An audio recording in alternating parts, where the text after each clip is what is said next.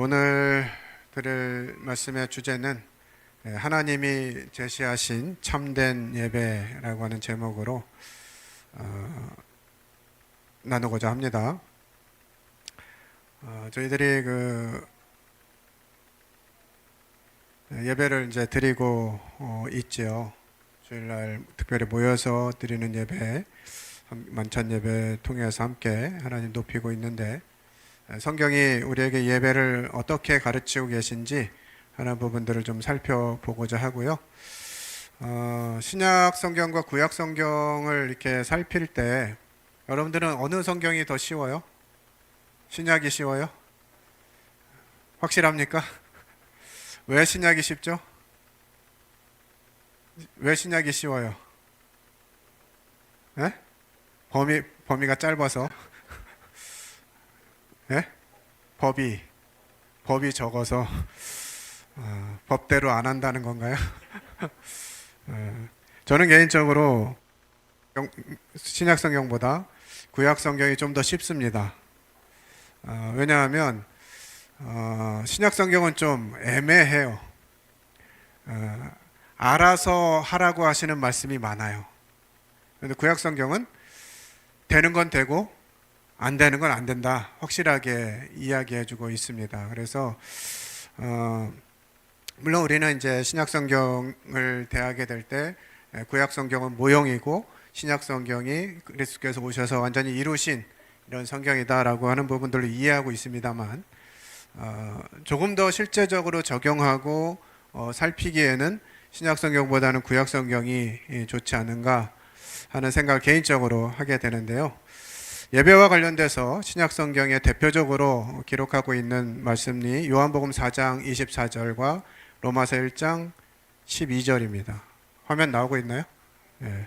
12절인데 제가 2자를 빼먹었네요. 자, 요한복음 4장 24절 같이 읽겠습니다. 시작. 하나님은 영이시니 예배하는 자가 영과 진리로 예배할지니라. 네. 너무 쉬운 말씀이죠? 쉽나요? 이 말씀을 딱 읽는 순간 어떻게 예배해야 되는 거구나, 이게 마음에 확 와닿습니까? 예, 참 어려워요. 영과 진리로 예배하라고 하셨는데 참 귀한 말씀이고 우리가 너무 잘 알고 있는 말씀인데 도대체 어떻게 예배하는 게 영과 진리로 예배하는 거지? 라고 하는 부분들에 있어서 한참 고민을 하고 묵상하고 해야 돼요. 그래도 지금은 뭐 관주 성경도 있고 강해도 있고 뭐 유튜브에 검색하거나 뭐 챗GPT에 검색하면 이 내용이 무슨 의미인지를 잘 알려줍니다. 그래서 그런가 보다 이렇게 생각할 수 있지만, 저희가 구원받고 모임 생활한 지 얼마 안 됐을 때만 해도 다른 걸 볼 필요가 없다. 성령께서 깨닫게 해주시니까 성경만 봐도 우리는 성경이 무엇을 말하는지를 다 알 수 있다, 이렇게 얘기하시기도 하셨고요. 저도 그렇게 배웠기 때문에 잘 이해가 안 되는 말씀을 만나게 되면 그냥 주님 깨닫게 해주십시오, 이 말씀이 무슨 뜻입니까? 하고 기도하면 주님이 매번 그 말씀이 무슨 뜻인지 깨닫게 해주셨을까요? 잘 안 되니까 그냥 뭐 믿으라는 거네, 그냥 넘어가는 이런 일들이 왕왕 일어났던 것을 기억하게 됩니다. 우리 로마서 1장 12절도 한번 보겠습니다. 같이 한번 읽겠습니다. 시작. 그러므로 형제들아, 내가 하나님의 모든 자비하심으로 너희를 권하노니 너희 몸을 하나님이 기뻐하시는 거룩한 산 제물로 드리라. 이는 너희가 드릴 영적 예배니라. 네. 로마서 1장 12절도 우리가 삶으로 예배를 드려야 된다라는 주제로 말씀 전할 때 자주 사용하는 말씀이죠. 로마서는 상당히 구체적이고 또 법률적인, 내려도 돼요? 되는군요. 네. 법률적인 언어이고 명확하게 기록되어 있기 때문에 이 구원의 복음과 관련된 또 죄라든지 삶에 있어서 어떻게 해야 될지 하는 부분들에 대해서 생각할 때 아주 명확한 성경임에도 불구하고 로마서 12장 1절을 볼 때 도대체 어떻게 하려는 건가, 거룩한 산제물로 드리라는 게 어떤 의미인가 라고 하는 부분들은 상당히 추상적으로 적용할 수밖에 없습니다. 말씀 전하는 분의 강조점에 따라서 조금씩 달라지기도 합니다.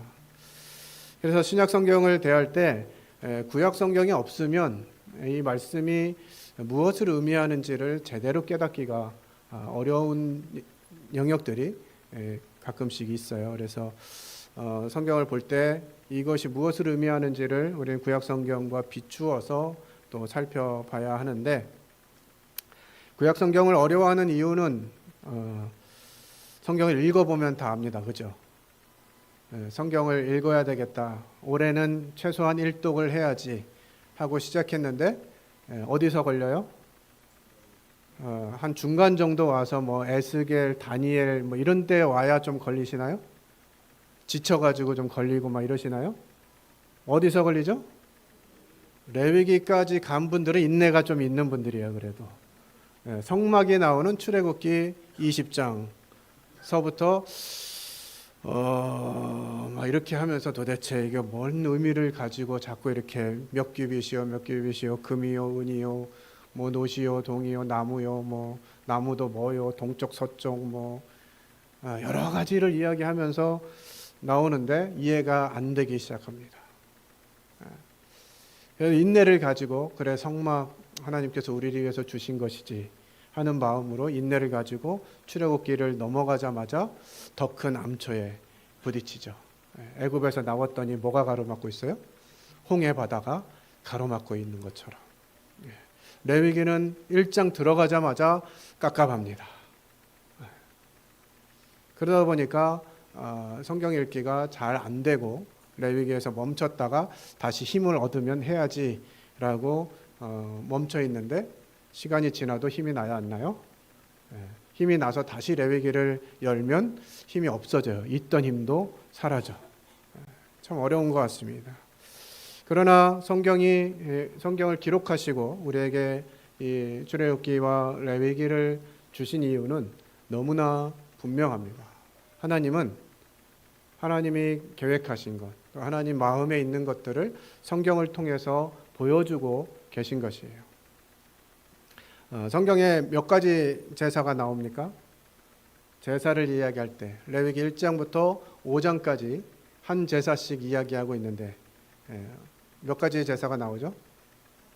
힌트를 드렸죠. 1장부터 5장까지 한 가지씩의 제사가 나온다.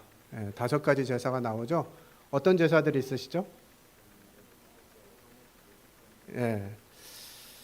번제, 소제, 화목제, 속죄제, 속건제, 이 5가지의 제사가 순서대로 1장부터 5장에 기록되어져 있습니다.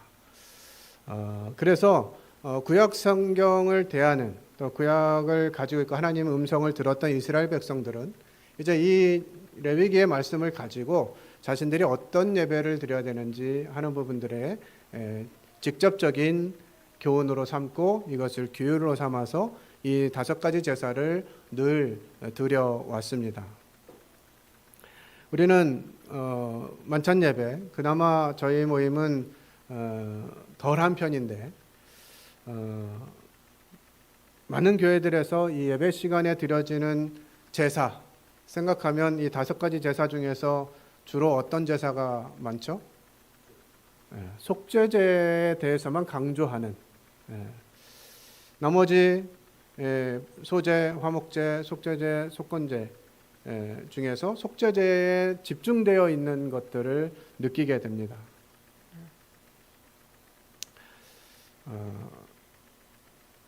저희 이제 아이들 어릴 적에 예배를 가르치고 예배를 훈련시키기 위해서 예배 시간에 이제 옆에 앉혀놓고 예배를 함께 드리도록 하는데 그것도 보통 일이 아니잖아요. 힘든 일이잖아요. 그래서 이제 저희 그때 경성이가 뭐 7살, 8살 이렇게 됐을 때였던 것 같은데 예배에 좀 집중하게 하기 위해서 제가 이제 숙제를 좀 줬습니다. 그러니까 이제 글씨를 쓸 줄 아니까 예배 시간에 누가 어떤 성경 구절과 찬송가 몇 장을 선택하는지를 한번 써봐라. 그렇게 이제 얘기를 해주고 예배 시간에 이제 함께 했는데 제가 2달 정도 기록된 내용을 보고 형제회의에서 그 내용을 보고했습니다. 어떤 현상이 있었을까요? 어떤 현상이 있었을 것 같아요? 예? 뭐 십자가만 한 것도 있지만 놀라운 것은 예배 시간에 기도하는 순서가 거의 같아요. 처음 기도하는 분 있고 떡과 잔에 기도하는 분 있고 마치는 기도하는 분 있고 또 형제들이 선택하는 찬송이 매주 달라야 할 텐데 심지어는 8주, 8번 이제 2주니까 2달이니까 한 2주 만에 똑같은 찬송을 3번, 4번씩 선택하는 형제들도 있었어요. 너무 내용이 똑같은 거죠. 반복하는 거예요. 이런 모습들 보면서 우리 예배가 이렇습니다라고 말씀드렸더니 형제들이 다 충격에 빠지더라고요. 그래서 예배는 속죄제만 있어서는 안 되는 것이죠. 이 제사를 드릴 때 이 5가지 제사를 하나님이 말씀하신 것은 분명한 의미가 있다. 그리고 이것을 구약 성경에 말하는 제사니까 하고 우리가 잊어버릴 것이 아니라 오늘날 우리가 실제로 드려지는 예배들이 과연 이 5가지 예배 제사의 요소들이 반영되어 있는지를 살펴볼 필요가 있다라고 생각이 됩니다. 그래서 예배는 단순한 형식이 아니라 우리 삶의 방식이어야 된다라고 하는 부분들이에요. 하나님과의 관계를 깊게 하고요. 매주 드리는 예배를 통해서 의미를 제고하고 진정한 예배가 무엇인가 하는 부분도 살펴볼 필요가 있습니다. 앞에서 읽은 대로 로마서 12장 1절은 우리 몸을 거룩한 산제물로 드리라고 말씀하시는데 이것이 어떤 의미인지를 살펴야 한다는 것이죠. 그것은 곧 일상이 예배가 되는 삶을 제시하고 있다고 분별이 되고요. 이것은 형식적인 제사를 넘어서는 영적인 예배임을 기억하게 됩니다. 또한 그리스도인의 책임과 의무를 이 말씀은 우리에게 해주고 있다고 봅니다. 그럼 먼저 번제에 대해서 좀 살펴보겠습니다. 레위기 1장 1절부터 10절까지가 기본적인 이 번제에 대해서 설명해 주고 있는데요. 우리 9절과 10절만 좀 읽어보도록 하겠습니다. 레위기 1장 9절 10절 시작. 그 내장과 정강이를 물로 씻을 것이요 제사장은 그 전부를 제단 위에 불살라 번제를 드릴지니 이는 화제라 여호와께 향기로운 냄새니라. 네, 이 번제라고 하는 단어는 원어가 올라라고 하는 단어입니다. 하나님이 언어를 주셔서 그런지 한국어하고 원어가 비슷한 것 같아요. 올라. 이 뜻은 올라가다, 실어 올리다, 높이다 라는 뜻의 아라에서 파생된 단어이고요. 그래서 위로 드려지는 제사, 위로 올라가는 제사, 그러니까 하나님께 드리는 제사를 이야기합니다. 이 번제는 불 살라서 드리는 예배인데요. 나머지 4가지의 제사도 동일하게 이 불 사르는 것으로 표현을 하고 있습니다. 그래서 모든 제사는 누구께 드리는 것이다? 하나님께 올려드리는 것이다 라고 하는 의미를 생각해 볼 수가 있습니다. 레위기 1장에서 이 번제에 대해서 이야기하고 있는데요. 이 번제는 전적인 헌신과 예배의 표현을 의미하고 있습니다. 죄와 상관없이 하나님께 향한 순전한 헌신이 필요한 것들을 생각나게 하고요. 이 제사를 번제를 드릴 때 제물은 소나 양, 염소, 비둘기 등의 각자의 형편에 따라서 제물을 드리도록 했어요. 그래서 부자라고 해서 제사를 더 잘 드릴 수 있고 가난해서 제사를 못 드리는 이런 것을 말씀하신 것이 아니라 하나님께서는 각 사람의 형편에 맞게 하나님께 예배를 드릴 수 있도록 배려해 주셨어요. 모든 백성에게 다 소를 갖다가 제사를 드려라 이렇게 했다면 제사 드릴 수 있는 사람 그리 많지 않았을 것이에요. 자기 소를 제물로 드릴 수 있는 사람이 많지 않았다는 것이죠. 오늘날도 소 한 마리가 요즘은 더 비싸졌겠죠. 소 한 마리 600만 원, 700만 원 이렇게 한다는데 그때 당시에도 이 소는 굉장히 비싼 제물이었어요. 그래서 모든 사람이 동일하게 소로 제사를 드려라 그랬다면 상당한 어려움이 되었을 것입니다. 그래서 우리는 하나님께서 우리에게 말씀하신, 제시해 주신 이 예배의 모습들을 생각하면서 각자의 형편에 맞는 예배를 드리는 것이 필요한데요. 이 방식은 제물을 완전히 불에 태우는 것입니다. 전부 번제단에서 불살라요. 완전히 태우는 거죠. 완전한 헌신을 의미합니다. 이 번제를 드릴 때 제물에 안수하는 이제 장면이 나오게 되는데요. 이거는 제물의 생명이 드려지는 자를 대신한다라고 하는 것들을 의미합니다. 그리고 이렇게 드릴 때 하나님께서 향기로운 제물로 받으시는 것이에요. 그냥 인생적인 생각에, 인간적인 생각에 더 좋은 것, 뭐 소나 양이나 염소나 비둘기 외에 더 좋은 것으로 예배를 드린다면 하나님 더 기뻐하시지 않겠나 하는 마음으로 다른 걸 들고 온다. 이거 하나님이 받으실 수 없는 제사가 되는 것이죠. 그래서 우리는 예배를 드릴 때, 예배의 삶을 살 때 하나님의 말씀이 기준이어야 돼요. 요 이렇게 관련된 말씀을 준비하면서 이제 뭐 검색하다 보니까 쇼츠에 나온 내용이 있었는데 왜 할례를 8일 만에 하라고 하셨느냐라고 하는 부분들이 이제 떠가지고 제가 뭐 전에도 알고 있긴 했지만 다시 한번 확인하게 됐습니다. 왜 할례를 8일 만에 받으시는 줄 아세요? 왜 8일 만에 받으라고 하셨을까요? 그냥 하나님 말씀하시니까 밑도 끝도 없이 덮어놓고 믿으면 될까요? 이 혈액 응고와 관련된 그 성분이 비타민 K인데요. 이게 아이가 태어나자마자는 아이의 몸에서 이게 그 응고되는 성분이 만들어지질 않는다고 해요. 그런데 8일째 되는 날 이게 완성이 되면서 8일째 되는 날은 이게 120%가 생성이 된다고 합니다. 필요한 양의 120%가 생성이 된다 그래요. 그래서 그날 이 할례를 행하면 가장 빨리 응고시킬 수 있는, 회복되게 할 수 있는 날이 8일째 되는 날인 거예요. 그러니까 하나님 말씀은요, 하라고 하면 돼요. 그러라고 하나님 주셨어요. 내가 너한테 얘기하는 거는 그냥 하라고 하는 거야. 8일째 할례를 베풀어 하면 8일째 할례를 베푸는 거예요. 그것이 하나님의 말씀이 제시된 목적입니다. 우리는 여기다 자꾸 단서를 달려 그래요. 말씀은 그렇지만 뭐 요즘 세상이 그렇지 않아서 뭐 이런 얘기를 자꾸 붙여가지고 하나님의 말씀의 권위를 자꾸 떨어뜨리려고 하는 것 같습니다. 우리는 이 구약의 레위기에 있는 이 5 제사를 살펴보면서 하나님 왜 이렇게 하라고 하셨는지를 살펴보고 그렇게 순종하는 것이 우리에게 필요한 부분이라고 보여집니다. 제물 전체를 불태워 드리는 제사고요. 이것은 나의 전부를 하나님께 드린다는 의미예요. 일부만 드리는 것이 아니라 나의 전부를 드리는 것이고요. 이것은 자발적이고 온전한 헌신을 표현합니다. 그리고 이것을 통해서 하나님과의 관계의 친밀함을 추구하는 것이에요. 하나님, 나에게 있는 모든 것 하나님의 것입니다 하고 돌려드리는 것이죠. 이를 위해서 우리의 노력으로 우리가 준비한 것으로 한다면 참 힘들었을 텐데 하나님은 이 제물이 하나님께 아름다운 향기로운 제물이 되게 하시기 위해서 그 아들을 온전히 내어주셨어요. 그 아들께서 십자가에서 자신을 온전히 드리시면서 이 온전한 헌신의 본을 보여주셨습니다.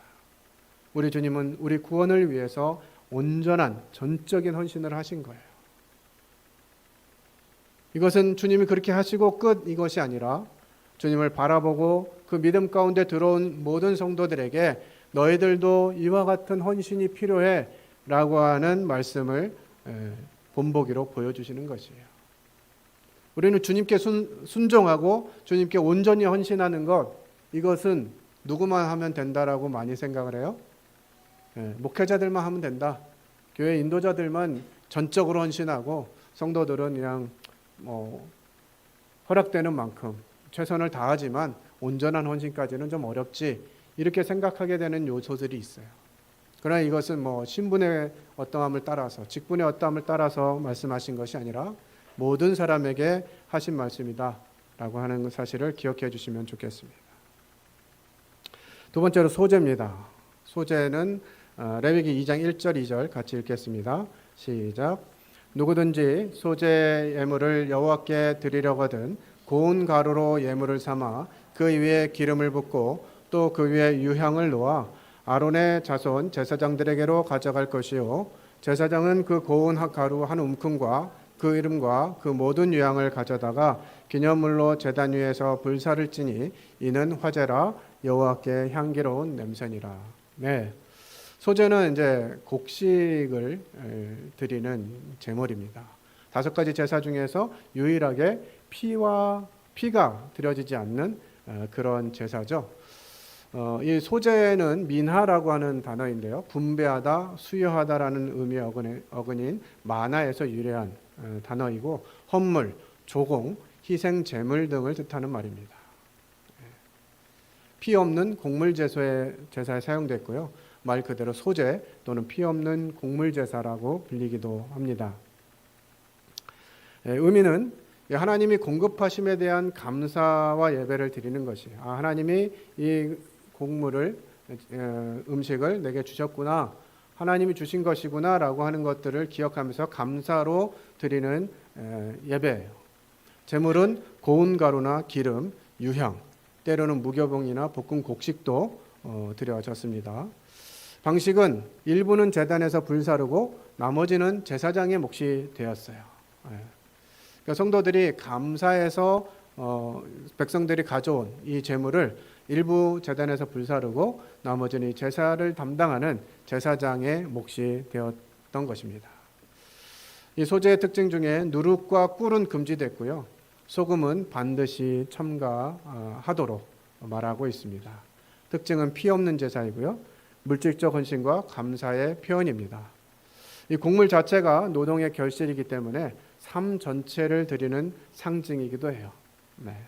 번제도 온전한 헌신, 나의 삶 전부를 드리는 제사로 드려지라고 하는 것이고요. 이 소제 또한 내 삶 전체를 드리는 것을 의미하고 있습니다.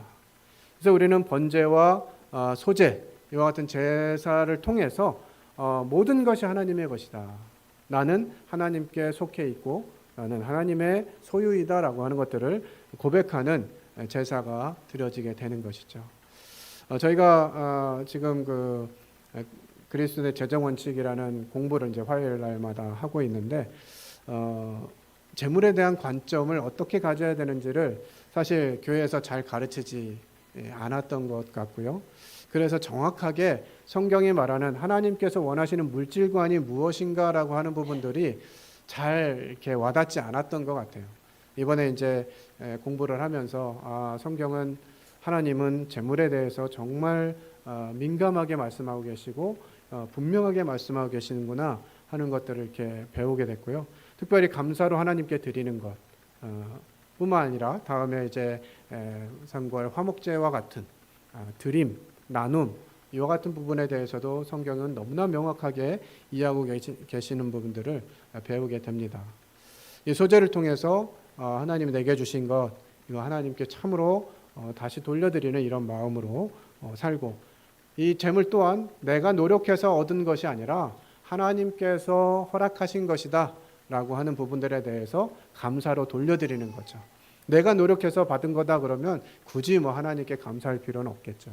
그러나 그것 또한 하나님께서 주신 것이기 때문에 다시 하나님께 돌려드리는 것 이것이 마땅하다라고 하는 부분들을 우리는 배울 수가 있습니다. 가루와 소금을 반드시 사용하게 했어요. 소제를 드릴 때 곡식, 기름, 유향 이런 걸 드리기도 했지만 이 가루가 되었다라는 거, 부서짐, 낮아짐 이런 부분들을 의미하죠. 우리가 하나님 앞에서 내 뜻과 내 생각 이거 내려놓고 하나님이 진짜 원하시는 것 무엇일까? 우리 보고 그냥 스무고개처럼 수수께끼로 내주셨다면 참 어렵겠지만 하나님은 우리에게 어떻게 해야 될지도 자세하게 말씀해 주시는 분이라는 거죠. 하나님의 은혜를 인정하는 행위이고요. 그래서 이번에 좀 실제적인 교제를 받으면서 그런 교훈을 좀 받았어요. 우리는 이제 10분의 1, 11조를 하나님께 기쁘게 드리고자 하는 이런 삶을 살고 있고 드리고 있는데, 이 11조를 한 달에 한 번 딱 드리고 4주나 5주 되니까 한 주는 드리고 나머지 3주는 첫 번째 주에 드린 거, 월급 받은 그 주에 드린 걸로 퉁치는 경우들이 왕왕 있더라고요. 저도 그렇고 내가 한 달 동안 드릴까 한 번에 드렸으니까 주님이 다 그렇게 아시겠지 이렇게 생각했었는데, 매주 얻은 것의 10분의 1을 가지고 와서 드리도록 이렇게 하나님 말씀하고 계시거든요. 그래서 성도님들도 11조를 드리실 때 한 번에 내지 마시고 4주로 나눠서 매주 나올 때 이 물질을 가지고 나오는, 그래 하나님께 드리면서 하나님, 제가 오늘도 하나님이 제게 주신 것들을 감사하면서 하나님께 예배드립니다 라는 태도로 간 것이 훨씬 더 유익한 우리 삶 가운데, 이 예배에 나올 때 재물 없이 나오는 경우는 없어요. 번제, 소제, 화목제, 속제제, 속건제 할 때 재물 없이, 제가 지난번에 소 한 마리 드렸잖아요, 이번에는 그냥 해주세요, 이런 법이 없다고요. 항상 제사를 드릴 때마다 재물을 드려야 되는 거예요. 그래서 이것이 성경이 우리에게 주시는 교훈이다라고 하는 부분들을 생각하시면 좋을 것 같고요. 우리 주님께서 이미 가루가 되시고 자신의 모든 것을 내어주셔서 우리를 구속하신 이 사실들을 기억하고 또 늘 베푸신 것들, 특별히 오병이어의 기적, 칠병이어의 기적, 이런 부분을 얘기하실 때, 진행하실 때 우리 주님 어떻게 하셨죠? 하늘을 우러러 축사하시고, 이것 또한 하나님이 주신 것이라고 하는 것들을 감사하면서 드린 거예요. 우리에게 주신 모든 것이 하나님의 은혜이다 라고 하는 것들을 생각하면서 우리 소제를 생각해 볼 필요가 있습니다. 세 번째, 화목제에 대해서 살펴보겠습니다. 레위기 3장 1절로 5절인데요. 파란색으로 되어 있는 5절만 한번 읽어보도록 하겠습니다. 시작. 아론의 자손은 그것을 제단 위에 불 위에 있는 나무 위에 번제물 위에서 살을 찌니 이는 화제라, 여호와께 향기로운 냄새니라. 이 화목제, 제바흐 쉐라밈이라고 하는 단어인데요. 동물을 살육하다, 죽이다, 제사드리라는 뜻의 자바흐에서 파생된 단어하고, 이 쉐라밈이라고 하는, 이것은 우리가 평소에 많이 들었던 샬롬이라고 하는 단어 있죠. 평화, 이런 단어에서 파생된 그런 말입니다. 그래서 이 의미는 사람이 하나님과의 완전한 관계 또는 평화로운 관계를 얻고자 하는 희생제물이라는 의미로 드려지는 제사가 화목제물이에요. 하나님이 우리를 화목케 하셨죠. 특별히 서신서를 통해서 하나님께서 막힌 담을 허셨다, 이런 표현을 이렇게 쓰고 계신데, 이 막힌 담은 유대인과 이방인에 대한 의미를 표현하는 것이거든요.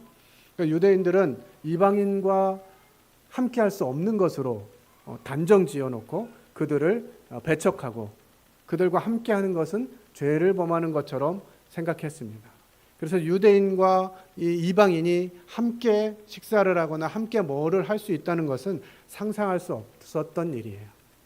하나님의 말씀이 주어진 이스라엘 백성과 그렇지 않은 이방인과는 상종할 수 없는 관계로 이해되었었습니다. 그런데 하나님께서 이제 이 화목제를 통해서 하나님과의 관계를 회복하는 것, 또 사람과의 관계를 회복하는 것, 구약 시대에는 이스라엘 백성들 사이에서의 화목을 이야기했다면, 이제 신약에 와서는 막힌 담을 허셨을 때 이방인과 유대인의 관계를 깨뜨리셨고, 그리스도의 구속 아래서 이방인이나 유대인이나 동일하게 하나 되게 하시는 이 놀라운 일을 행하신 것이에요. 이 화목제는 레위기 3장에 있고요, 7장에서도 이런 부분들을 일부 설명해 주고 있습니다. 의미는 하나님과의 화목, 감사를 표현하며 교제하는 제사이고요, 제물은 소와 양과 염소입니다. 근데 이 화목제를 드릴 때 세 가지의 종류로 이제 드리게 되는데요. 첫 번째는 감사제, 두 번째는 서원제, 세 번째는 자원제, 이렇게 세 가지로 드립니다. 감사한 의미를 가지고, 하나님, 제가 하나님과 이렇게 화목할 수 있도록 해주신 거 감사합니다 하고 드리는 이제 이 감사제가 있고요. 서원제는 하나님께 서원하는 것이에요. 아브라함과 이삭과 야곱과 이런 삶들을 보게 될 때, 하나님 제게 이렇게 해주신다면 제가 이렇게 할게요 라고 서원하잖아요. 저도 이제 이게 서원이 뭔지 모르고 처음 구원받고 이제 얼마 안 됐을 때 하나님께 이제 서원을 드린 적이 있거든요. 서원은 함부로 하면 안 된다. 이런 생각을 하게 돼요. 물론 이제 하나님을 향한 서원을 드릴 필요는 있지만 내용을 모르고 의미를 모르고 그냥 하나님께 서원을 했었는데 고생을 많이 하게 돼요. 서원을 정말 기도하면서 주님께 감사한 마음으로 드릴 필요가 있다 하는 부분도 말씀드립니다. 그리고 자원해서 드리는, 그냥 어떤 이유가 없어도 하나님께 감사하고 그냥 하나님께 드리고 내가 이건 하나님께 드려야 되겠다 이런 마음이 드릴 때 자원해서 드리는 제사, 이 자원제죠. 다른 대부분의 제사들은 피와 기름은 이제 하나님께 드리고 다른 것들은 이제 불살라 버리고 제사장에게만 주는 이런 제사들이었거든요. 그런데 이 화목제는 가슴과 넓적다리는 제사장에게 주고 나머지 고기는 제사를 드린 자와 가족들이 나누어 먹습니다. 그리고 대부분 다른 제사에서의 제물들은 그날 드리면 그날 다 먹었어야 했는데 이 화목제는 이틀 동안 다음 날까지도 먹을 수 있게 하셨어요. 이것은 이제 나눔에 대한 부분들을 우리에게 설명해 주고 계십니다. 하나님과 제사장과 제사하는 자가 또 그 가족이 함께 제물을 나누어 먹는 것이죠. 이것은 기쁨의 교제, 또 감사의 교제 이런 것들을 통해서 나만 아니라 또 어떤 특별한 역할을 하는 분만 아니라 우리 모두가 화목해야 된다라고 하는 부분들을 설명해 주고 있습니다. 레위기 3장의 화목제는 그런 의미들을 가지고 있어요. 하나님께 드리고 제사장과 제물 드린 자와 함께 나누고 기름과 내장은 하나님께 나머지는 제사장과 백성이 나누는 하나님과의 화평과 이웃과의 교제를 상징하는 의미를 가지고 있습니다. 감사와 서원과 자원으로 드리는 세 가지 유형이 존재하고요. 이것을 통해서 하나님과의 관계 회복과 이웃과의 화해를 의미합니다. 이 죄가 있으면 하나님과 화목하기가 쉽지 않죠. 하나님께 나아가기가 어렵습니다. 그러다 보니 진정한 하나님과 회복을 위해서 이 화목제가 필요한 것이고요.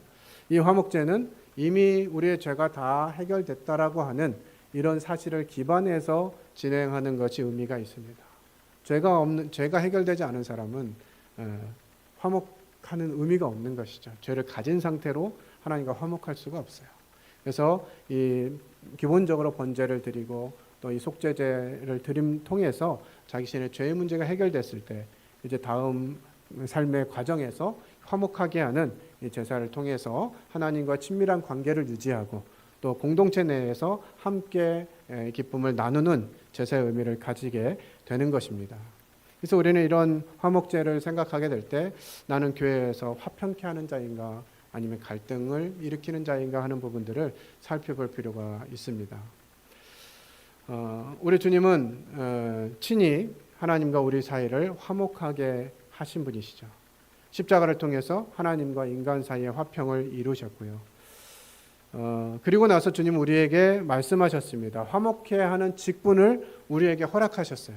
그러니까 이것은 하나님이 하셨으니까 끝 이게 아니라 우리가 함께 생활하는 이 교회 내에서 공동체 안에서 또 주변 사람들에게 화목하게 하는 직분을 사용하도록 성경은 우리에게 설명해 주고 있습니다. 그 화목제의 내용을 이렇게 보게 되면 말씀드렸던 대로 감사제, 서원제, 자원제가 있는데요. 감사제는 특별한 축복을 받은 것에 대해서 흠없는 것을 제물로 드리라고, 그리고 이 제물에 대해서 당일날 섭취하도록 말씀하셨는데 서원제와 자원제는 이틀 동안 먹으라고 하셨고요. 특별히 자원제의 제물에는 일부 흠이 있는 것도 하나님 받으셨어요.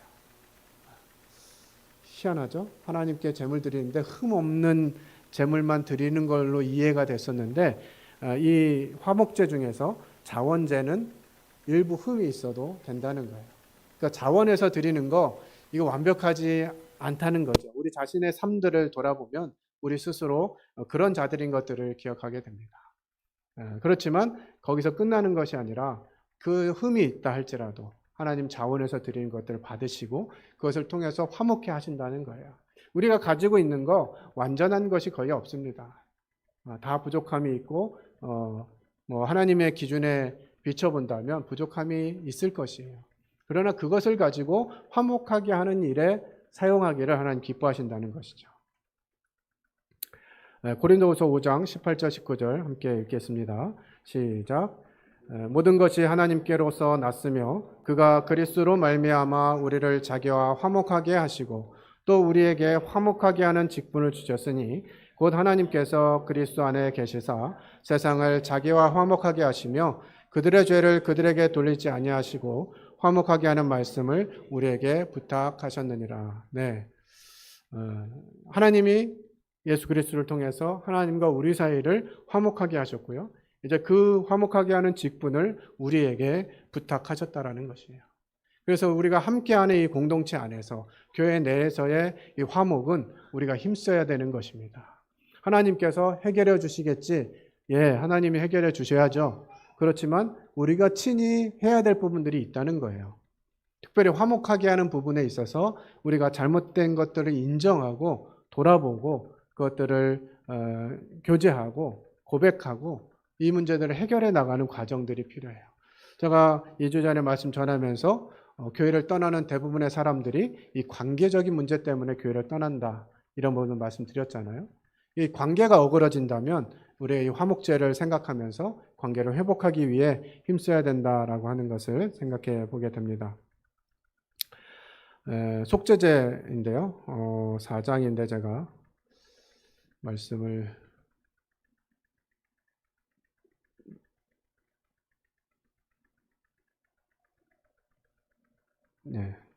속죄제의 말씀을 안 하고 화목제가 반복이 됐네요. 4장에 있는 말씀인데요. 또 따로 말씀드리겠습니다.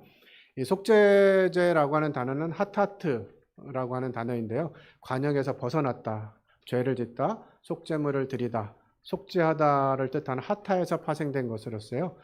이거는 죄에 대한, 죄를 지었을 때 드려야 되는 이런 제사를 설명해 주고 있습니다. 특이한 것은요, 이 속죄제는 죄에 대한 인식, 철저한 회개를 우리에게 보여주고 계신데, 특별하게 이 속죄제가 주어지는 것은 이 속죄제의 제물이 제사자의 사회적인 지위에 따라서 달랐다는 거예요. 제사장은 흠없는 숫송아지를 드리라고 하셨습니다.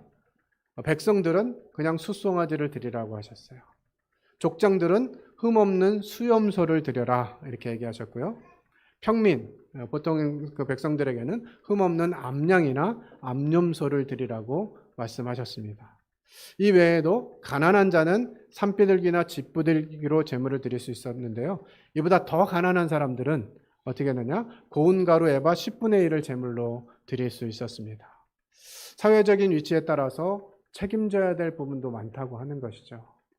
그래서 교회에 어려움들이 생길 때 보면 어떤 일반 성도들보다는 이 앞에서 일하고 있는 리더십을 가진 사람들에게 이 죄에 대해서 적용이 훨씬 더 무겁습니다. 지금 세상도 그렇잖아요. 세상에서도 지금 공직자들을 두게 될 때 이제 뭐 청문회하고 뭐 이렇게 하는데 저 정도 있어도 안 되는구나 이렇게 생각해 보면 하나님의 말씀대로 진행되어지는 것 같아요.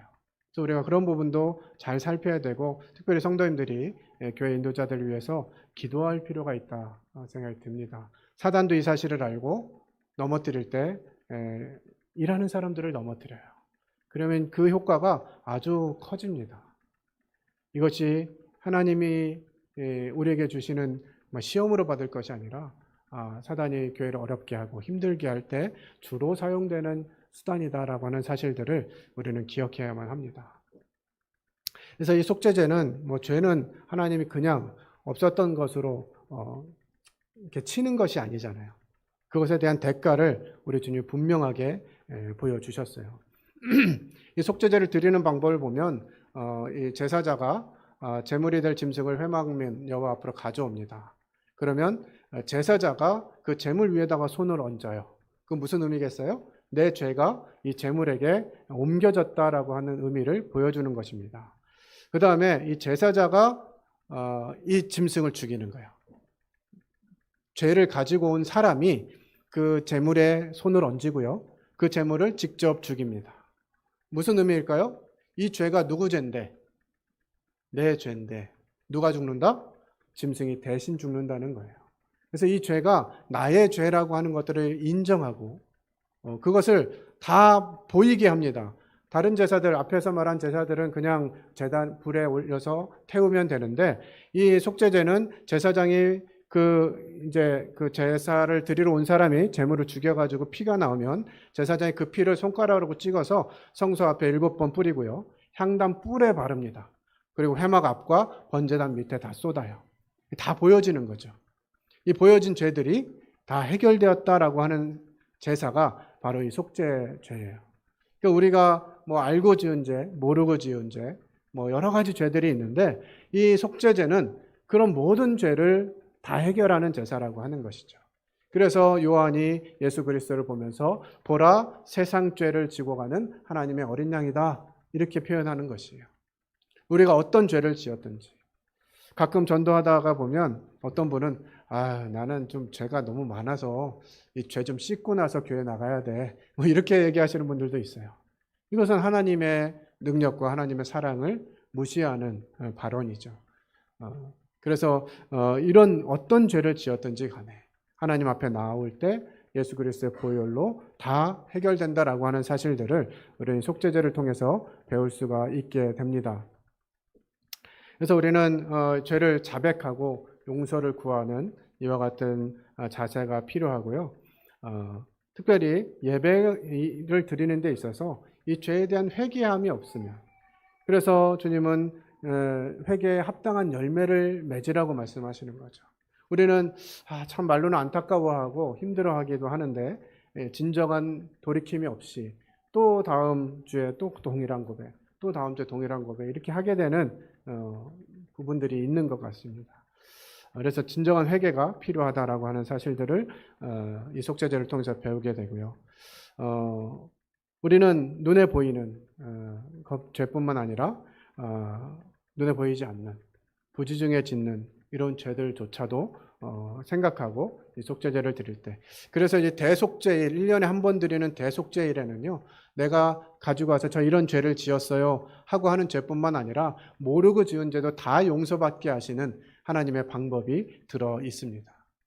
모든 죄가 하나님 안에서 예수 그리스도의 보혈로 인해서 다 속죄된다고 하는 이 사실을 우리는 기억하게 되고요.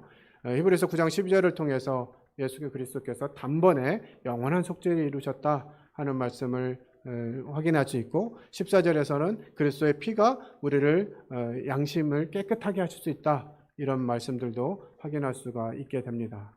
그래서 우리의 어떤 죄든지, 뭐 알고 지은 죄, 모르고 지은 죄, 이 모든 것이 예수 그리스도의 피로 속죄되었음을 고백하고 드리는 제사가 바로 이 속죄제이다 라고 하는 사실들을 말씀드립니다. 마지막 5번째, 속건제입니다. 아삼이라고 하는 단어인데요. 이것은 신이 아니라 길트, 그러니까 범죄, 이게 근본적인 죄를 말하는 것이 아니라 생활 가운데서 일어나고 있는 죄들을 위해서 드리는 제사예요. 그러니까 손해를 끼친 것이 있다면 그 손해를 끼친 것에 대해서 드리는 제사를 속건제라고 하는데요. 레위기 5장 4절로 5절에 있는 말씀 읽어보겠습니다. 시작. 만일 누구든지 입술로 맹세하여 악한 일이든지 선한 일이든지 하리라고 함부로 말하면, 그 사람이 함부로 말하여 맹세한 것이 무엇이든지 그가 깨닫지 못하다가 그것을 깨닫게 되었을 때에는 그 중 하나에게 그와 같이 허물이 있을 것이니, 이 중에 하나의 허물이 있을 때에는 아무 일에 잘못되노라 자복하고 아론은 그의 두 손으로 살아있는 염소의 머리에 안수하여 이스라엘 자손의 모든 불의와 그 범한 모든 죄를 아뢰고 그 죄를 염소의 머리에 두어 미리 정한 사람에게 맡겨 광야로 보낼지니, 그 지은 자를 자복하고 그 죄값을 온전히 갚되 5분의 1을 더하여 그가 죄를 지었던 사람에게 돌려줄 것이요. 레위기 16장과 민수기 5장에서 이 속건제와 관련된 부분들을 더 설명해 주고 있습니다. 이 속건제는 성물에 대한 죄와 이웃에 대한 잘못에 대해서 드리는 제사이고요. 그래서 원금의 5분의 1을 더하여 보상하는 책임이 포함됩니다. 이 회개는 말뿐이 아니라 행동과 책임이 따라야 된다. 특별히 사람들과의 관계에 있어서는 이 책임이 분명히 따른다라고 하는 것이죠. 그 영화 밀양인가요? 거기 이제 전도연이 주연으로 해서 나오는 영화였는데 자기 자식, 제가 정확히 지금 기억은 안 나는데 자식인가를 죽인 그 범죄자를 찾아가서 교도소에서 찾아가서 내가 용서한다 이렇게 이제 말하고 그걸 용서하기 위해서 찾아갔는데 그 죄수가 뭐라 그래요? 기억나시나요? 나는 당신이 용서하지 않아도 상관없습니다. 이미 하나님께서 내 죄를 다 용서하셨습니다. 이렇게 얘기한 거예요. 그 얘기를 듣고 이제 더 분해하는 이런 요소들은 지금도 많은 사람들 앞에서 얘기가 되어져요. 특별히 구원파에서 얘기되어지는 내용들 중에 이런 부분들이 있는 거예요. 우리는 어떤 죄를 지어도 앞으로 어떤 죄를 지어도 용서받을 수 있다. 이런 얘기들을 하면서 사람과의 관계보다 하나님이 용서하셨으면 됐다라고 하는 이런 그 생각들을 갖게 하는 경우들이 있죠. 그래서 우리는 이 사람들과의 관계에서 일어난 일은 그 책임도 져야 된다라고 하는 부분들을 생각해 보게 됩니다. 예전에 참 이렇게 그런 부분들에 대해서 깨어있지 못했을 때 같은데 막 그 침례 상담할 때 그런 질문 많이 했잖아요. 너 죄 다 용서됐냐? 다 용서됐다고. 너 혹시 지금 나가다가 뭐 옛날에 원수 졌던 사람 만나가지고 화딱지로 가가지고 그 사람을 쳐 죽였어. 그래도 살 수 있어? 뭐 이런 질문들 막 했었거든요. 참 이건 정말 위험한 질문이죠. 이런 질문을 해서는 안 되는 것입니다. 물론 이제 복음을 확신하고 그 죄 용서 받았다라고 하는 확신을 얻기 위해 했다라고 하는 부분들은 이해가 되지만 성경이 말하는 그 죄를 막 지어도 하나님 무조건 용서해 주신다 이런 의미로 하시는 말씀은 아니거든요. 그래서 우리는 이런 속건제에 대한 부분, 뭔가 사람에게 문제가 생겼을, 사람과의 관계에서 문제가 생겼을 때는 그것을 책임져야 된다라고 하는 부분들도 교훈으로 받게 됩니다. 왜냐하면 주님이 우리를 위해서 그렇게 하셨기 때문에 우리의 잘못과 책임까지 다 가지셨잖아요. 그가 찔림은 우리의 허물을 위하여, 그가 상함은 우리의 죄악을 인하여라. 그가 채찍에 맞음으로 우리가 나음을 얻었다. 그러니까 우리의 모든 죄의 대가를 우리 주님은 다 감당하신 거예요. 다 책임지신 거예요.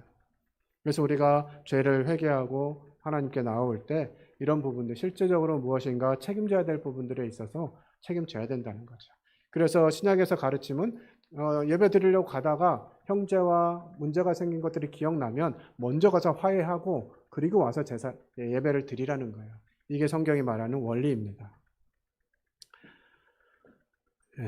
속건제에 대한 부분들 이 정도로 설명을 하고 마무리하겠습니다.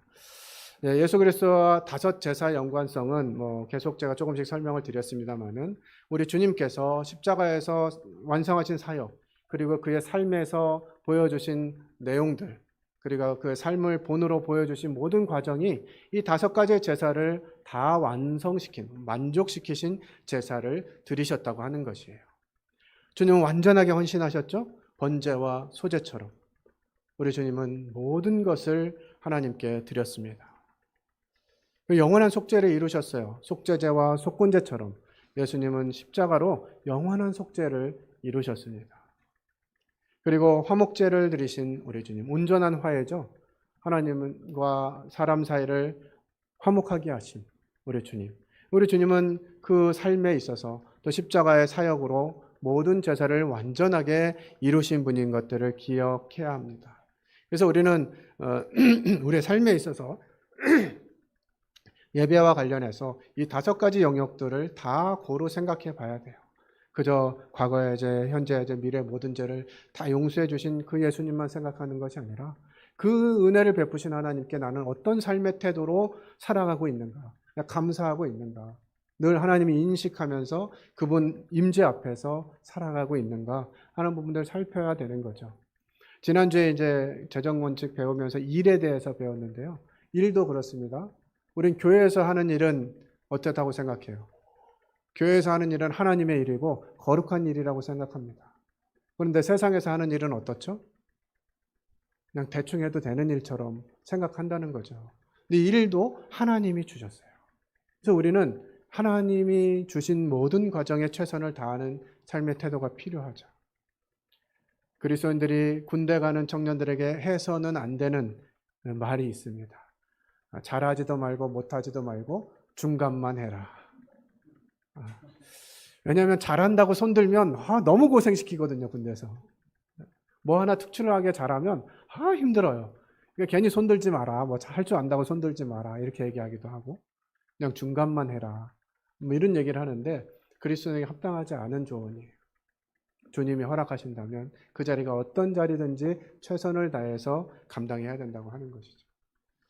우리 이런 주님의 본을 배우게 됩니다. 결론을 말씀드리겠습니다.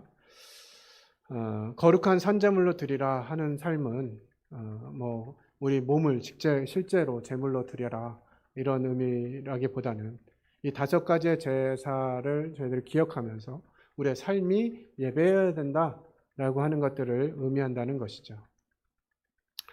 번제를 통해서 전적인 헌신, 소제를 통해서 감사와 수고, 화목제를 통해서 화해와 나눔, 속죄제를 통해서 죄의 사함, 속건제를 통해서 회복과 책임의 의미를 내포하고 있는 이런 5가지 제사들이 우리 삶 가운데에서 균형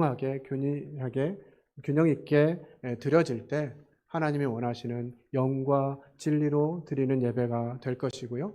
우리 삶을, 우리 몸을 산제물로 드리는 제사가 될 것입니다.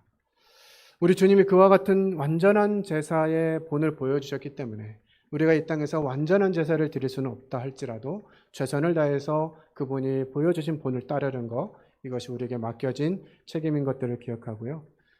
그래서 우리는 우리의 힘이 아니라 주님이 하셨던 대로, 주님이 우리에게 베푸셨던 대로 그 부분들을 기억하면서 그리스도를 닮아가기를 원하는, 그리고 이 관계를 나 혼자만이 아니라 주님이 허락하신 관계들, 교회 성도들과 또 세상에서 만나는 사람들에게도 동일하게 화목케 하는 직책을 잘 감당하는 것, 이것이 필요하리라고 생각이 되어집니다.